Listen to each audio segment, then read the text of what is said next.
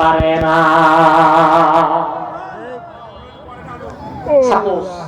উদাহরণ আফগানিস্তানের তালেবানরা মরণকে ভয় করে নাই। কত বছর লাগে আমেরিকার সাথে যুদ্ধ করতে করতে করতে করতে এখন স্বাধীন সার্বভৌম রাষ্ট্র এরা পেয়েছে, নিজের দেশে নিজেরা ঘুরে দাঁড়িয়েছে। করবেন না আল্লাহু আকবার। কোন সম্রাট বলে ঠিক আছে, বুঝলাম এদের অস্ত্র বুঝি এগুলো। আচ্ছা, আমি চাই যুদ্ধের ময়দানে ফলাফল কি হলো বা না হলো এটা আমি শুনবার চাই না, জানতে চাই না। আমি চাই তোমরা মুসলমানদের একদল কাফেলা বন্দী করে আমার কাছে নিয়ে যাবে।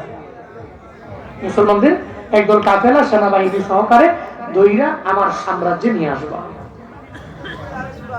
যুদ্ধের ময়দানে গেল, যুদ্ধের ময়দানে রোম সাম্রাজ্যের সম্রাটদের বিজয়ের ছিনিয়ে আনলো। মুসলমানদের একদল কাফেলা নিয়ে গেল।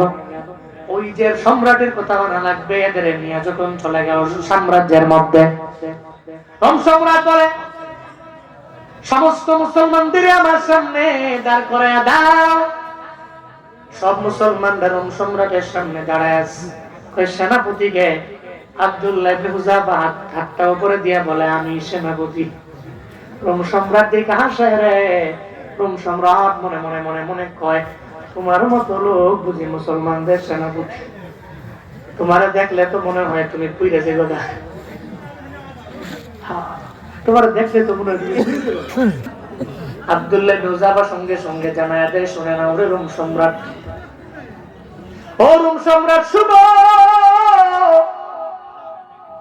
আমরা মুসলমানেরা শক্তির বল দিয়া যুদ্ধ করি না, তাকওয়ার বল দিয়া যুদ্ধ করি। বলেন মারহাবা।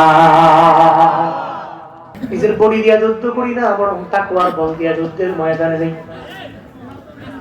হ্যাঁ আব্দুল্লাহ ইবনে হুযাফা, আমার শর্ত যদি মানো তোমারে মুক্ত করে দিব। শুধু তাই না, তোমার সাথে 40 জনকে তুমি নিয়ে আসলা, বন্দী করলাম আমরা, এদেরও আমরা মুক্ত করে দিব। শর্ত যদি মানো, আমার একটা কন্যা আছে, কন্যার সঙ্গে তোমার বিবাহ বন্ধনে